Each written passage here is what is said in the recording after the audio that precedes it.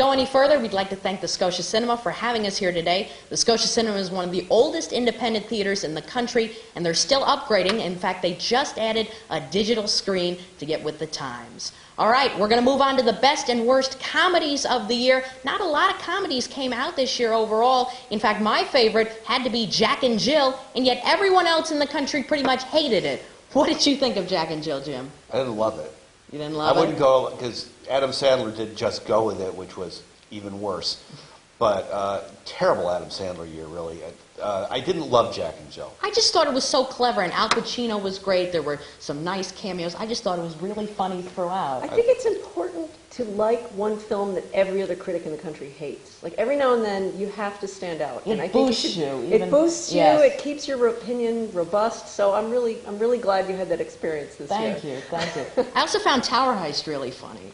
I like Tower Heist. Yes. That was all right. I didn't love it, but I enjoyed it. I think it's an Eddie Murphy comeback film. I agree. It had a lot of fun to it. He stole it. Yes. I hated The Sitter. I don't know about that. Oh, that my was gosh. Just, that's one of my... The Sitter is so barfy. Yes, is that a new coinage right there? There we go. That's the new word, folks. That's the new word. I would be hard-pressed to find... It's nicely photographed. Other than that, I don't know what I could say about that movie. Badly written, badly acted, not funny, too many jokes about kids and drugs and offensive ethnic stereotypes. Yeah, offensive ethnic stereotypes, gay stereotypes. And yet Johnny Hill was so good in Moneyball. Yeah, it's amazing to believe that this guy, only a couple of months before, had been doing Aaron Sorkin dialogue opposite Brad Pitt. And he was so good in Moneyball. I think he deserves a Best Supporting Actor nomination. I don't know if he's going to get it. I wouldn't mind if he got one. I think he was terrific. But what I was disappointed by some of the supposed family comedies of the year, like Zookeeper and Alvin and the Chipmunks Chipwrecked. Those I was just so disappointed by. Well, it's tough. Yeah. Family comedies, it's hard to get one that makes everybody happy and still manages to be funny. Right. Shock comedy, I think, really ruled this year in a lot of ways. In fact, my favorite comedy of the year is Cedar Rapids.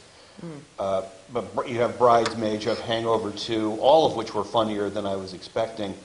And I agree, the family comedy, it's harder to pull off. People want to be surprised, and it's easier to surprise them if you're trying to find out what you can get away with before you stumble into NC-17 territory. See, and it's tougher with the parents. I love Midnight in Paris, which was one of my top movies of the year. Great and movie. I loved it because its touch was so light, and it's the opposite, obviously, of shock comedy. It's very witty, it's very magical.